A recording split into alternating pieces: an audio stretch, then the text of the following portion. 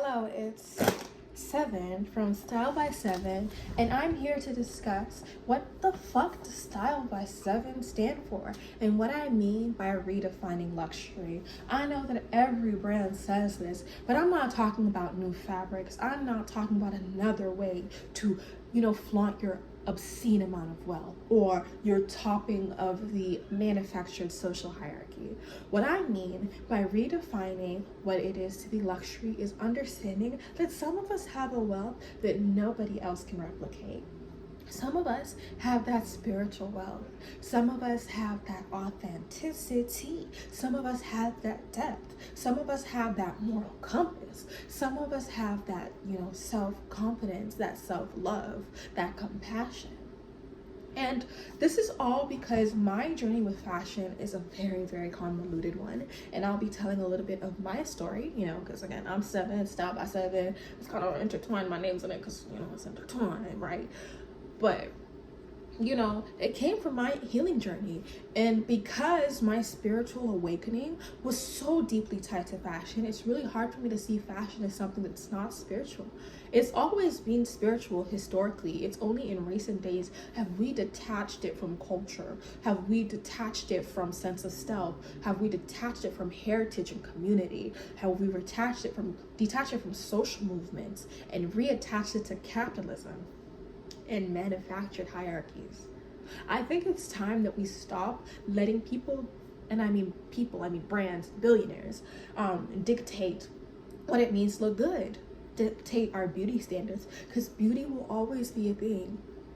But beauty does not equate, the things that it tells us that it equates right now. So we're gonna delve into a little bit about me. I'm very, very spiritual. I've had a long standing run as a spiritual teacher. And right now I'm doing a little bit of a rebrand. And I really want to integrate my spiritual learnings that I've taken from years of study. I mean, visiting temples, reading books, visiting mosques, talking to preachers, talking to monks, talking to a whole set of people, and investigating native culture, African mythology, European mythology, doing years worth of study on spirituality, years worth of shadow work, years worth of healing work. And it's like I've learned so much, but it's like, what is knowledge if it's not used? What is knowledge if it's not brought down? Okay. What set me on this spiritual journey is that I didn't have the most pleasant life growing up. I definitely I'm someone that has quite a bit of a sob story, which I'm not going to tell you. I'm going to shorten it. I've tried to exit this physical realm multiple times and failed. I have gained a chronic illness because of the level of trauma that I've experienced. And one thing that really I learned to let me get through it was my clothing. I grew up with very strict religious, overly conservative parents that didn't believe, that actually thought it was bad to be liked, that thought it was bad to be popular, thought it was bad to have social skills, would purposely make me go to school in ugly hairstyles and ugly clothes, and wouldn't let me dress myself and wouldn't let me have any sort of freedom. They would beat me if I tried to wear makeup, if I tried to wear anything unconventional. That was the level of a home that I grew up in. And so starting out, my view of fashion was very warped. I actually hated it. I rejected it because it had caused me so much pain. I would draw fashion sketches in my notebooks, but I would never put them on my body because it felt forbidden. And this lasted for a long time. And even when I was freed from my parents and I went to college, which of course, if you know parents like that, they don't just let you go. I still struggled on and off with trying to find my voice fashion-wise. And one thing that I started using fashion for was as a form of protection, in a way that was a little bit of self-harm, but not fully. I used to start dressing up alternative to scare people away. I would dress weird to make sure nobody ever approached me or spoke to me, because I just didn't trust people. I didn't like them. Again, I was conditioned to think, even though I knew it was wrong, conditioning that has lasted or starts so early and lasts so long and is so intense is really hard to break. And so very much conditioned to not like people, to not think that being accepted with them was a good thing. So I just wanted to be left alone. so much pain socially, so much pain spiritually, miserable, depressed, sick, you know, physically.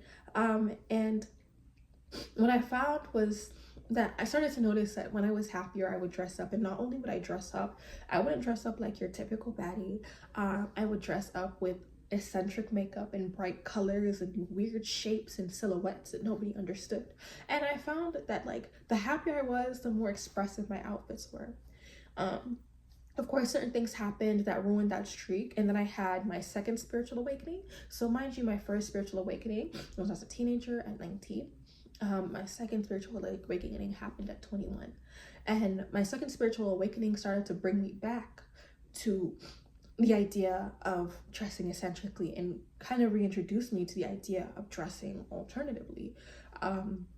And I just kind of really thought, you know, because my spiritual awakening was very much centered on the idea of authenticity is the highest vibration, only followed by love, community, connection. Everything's connected. Everything's a reflection of myself. That was a really big part of me, like of my spiritual awakening. And I was like, okay, well, my only way forward, my only way out of this horrific mess, because again, it was brought on by a very low period. Whatever you think was low, think lower. You know what I'm saying? I really wasn't taking care of myself. I didn't take care of the place I was living in. I didn't take care of the way I dressed. And I was like, well, if I want to lead with love, I must lead with love for not only my community, but also my environment and myself. And that's when I really started to see myself as a temple. See fashion as a spiritual exercise, because the universe manifests itself through you. God doesn't come this way or this way. God comes through you. God comes through you into the world. And so that's what a lot of people will say, that you are the God of your reality, because the only way for God to express themselves into our reality is through us. You know what I'm saying? And so by honoring yourself, you honor the universe. By honoring yourself and loving yourself and taking care of yourself, you are creating a temple. And I had to detach it from the toxic Christianity that I was taught, the version of Christianity that I was taught, and re-understand it, that not my body is a temple, that's why I should never do anything with it, but why I should do what I want to, what sparks the most joy. The joy and passion and happiness is the universe's way of communicating to you that you're on the right path. I believe that everybody is born with a set of instructions. Like, you know what you're supposed to do, and the universe is constantly telling you where to go, and it is within your joy. It is within your passion. It is within what makes you happy and makes you feel fulfilled. That is the universe literally sending you signals that you are doing something right. So it's like hot or cold, like, oh, you're getting hotter, you know? And I knew that, you know, combining those two understandings was understanding that, okay, so my body's a temple, and passion is the universe's way of showing me I'm on the correct path. So I need to dress the way that I'm passionate about. And I'm getting to the phase now where I'm learning to decorate my home and my environment. It's something that I'm passionate about as well. But right now we're really focusing on the self, right? And so I started to dress in a way that was very spiritual.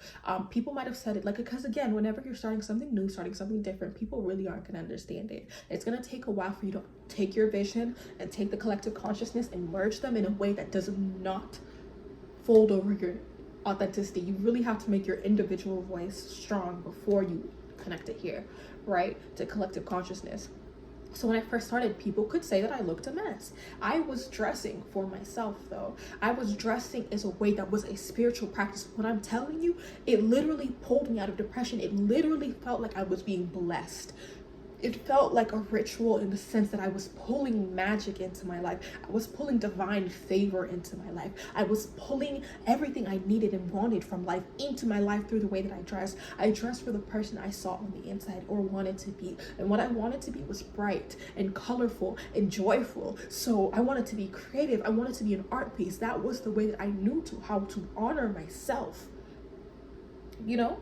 And so, that's really what started it. So I would wear, you know, very creative makeup. And again, I still to this day, even though I've made it like more understandable, I've learned to communicate my fashion in a way that is, again, more translatable to the general audience. Like, you can say I always add a little creative thing. You can see I got a little rainbow highlight. It's literally my favorite thing in the entire world right now. But I always make a little bit of a themed look with every one of my looks. This is actually one of my most toned down looks right now. And sorry, my nose runs whenever I do my makeup. Does that happen to anybody else? I'm gonna take this time to also remind you to subscribe and like this video and engage. Of course, it's really important. I would also recommend you check out my website, sevyn.carrd.co, SVYMN.CARRD.co. There you're going to find multiple ways to support me, if that's by subscribing to my Substack, where I talk more in depth about the things that I've learned through my spiritual journey, which is a very deep spiritual journey.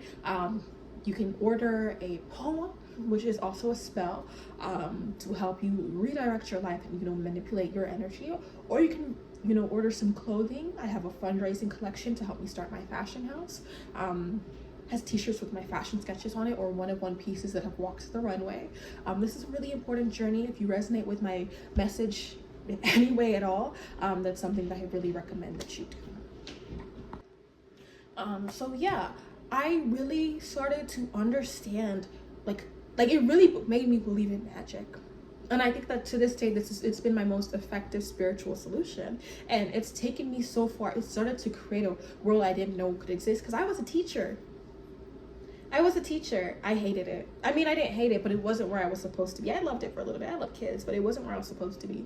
And it directed me into this whole world I didn't know. Again, African immigrant parents, they tell you can't make a life for yourself in the arts. You can't make a life for yourself in fashion. But I've become an artist. I've gotten so many opportunities and I lived a life I could never have dreamed of, because I dedicated such a process to myself. I dedicated to these rituals of beauty. And it's not about rituals of beauty on trying to top a hierarchy or get male attention, but it's rituals of beauty, of finding myself, of adorning myself, of worshiping myself.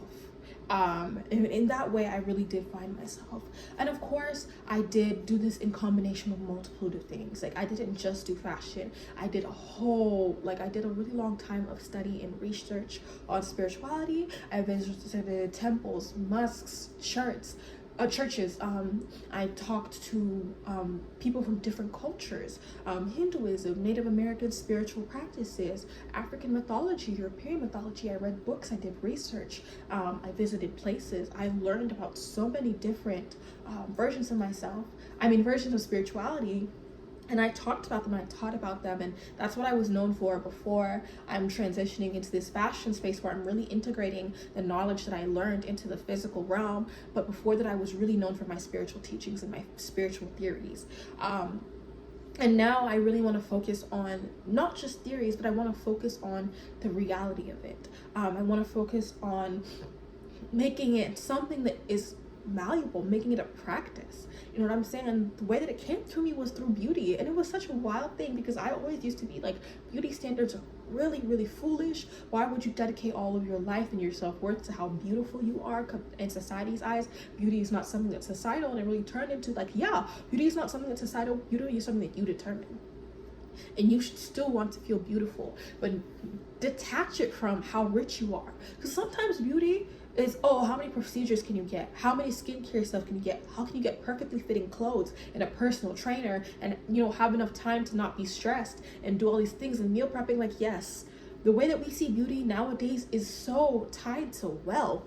You know what I'm saying? It's so tied to wealth. And I think that that's not fair, because beauty is not that. Beauty is energetic. Beauty is an energy. Beauty is an aura. You can definitely manifest beauty, because beauty is so much deeper than these things. You can manifest beauty even if you don't have the flattest stomach or the biggest boobs. You know what I'm saying? Or the smallest boobs. I don't know. Beauty standards are weird, because some people think that having fashion boobs are more important, but like some people think that having boobs that are big are important. But it's like, it is what it is, right? But yeah, I gotta remember what I was talking about. Another thing about Style by Sevyn is that it's really made for people who are ahead of the curve, who are maybe outsiders, because Style by Seven sets trends, it doesn't follow. And to set trends, you cannot be in the center of the group. You have to be on the edge because that's how you're at the front. But think about it, the front is the edge, it's not the middle. You know what I'm saying? Being in the in group is not what makes a leader.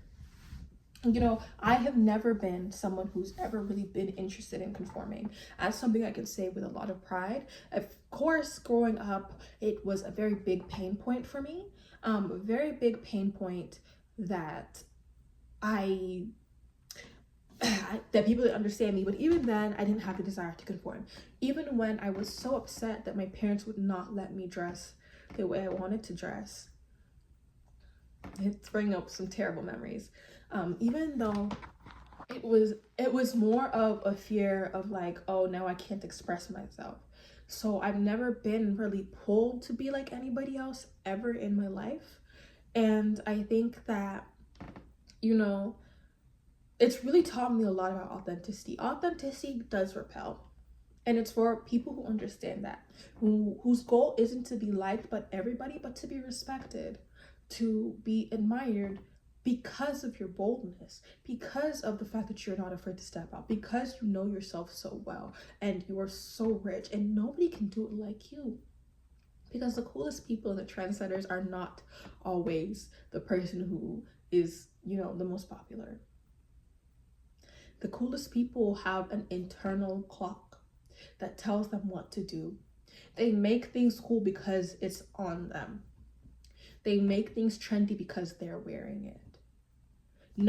They're not cool because of what they wear. Things are cool because they're wearing them. That's the energy. Style by Seven is for the people who are it. Like, if you know you're it, you're the it girl, you're that bitch, you're that person, you're that being, then you understand what I'm talking about. If you strive to be, but you still feel a little bit alienated by standards, because that's another thing that I really had to battle with my journey, is that, you know, after saying that fuck beauty standards, but it's also like I should still want to be beautiful. And how do I feel influential and beautiful and powerful without bowing down to corporations, really? And it was dressing the way that I do. You can again take a look at my portfolio, take a look at my Instagram, take a look at any of that, all in my card.co. And it really will help you see a lot more of me and the way I dress and the theme look, and that I always am out there, but I'm always putting that shit on. And people who are not afraid to try and fail, because I think trying is the sexiest thing you can do. Style by Seven is made for people who have a very solid sense of self, or who are working to get there. It's also why, if you go to my Style by Seven pages, you'll notice that I have a lot of writing and poetry on there as well. I have a lot of, like, I'm planning to post paintings and things that are creating a story around my brand, that are creating a narrative, that are helping you find spiritual lessons. Because again, I used to be a spiritual teacher. I still consider myself to be a spiritual teacher, just different. And it's about my musings, the things that I've learned on my journey, the experiences that I've had that have shaped me. Because again, spirituality is so wide, and I don't want to limit, because again, Style by Seven isn't about limitation, it's about freedom. It's about freedom. And so I have the freedom to share things that are going to help free you. I talk about the medium ground. I talk about what it's like to love yourself and be confident, how I became confident. I talk about learning to accept my wholeness and chasing coherence over chasing perfection.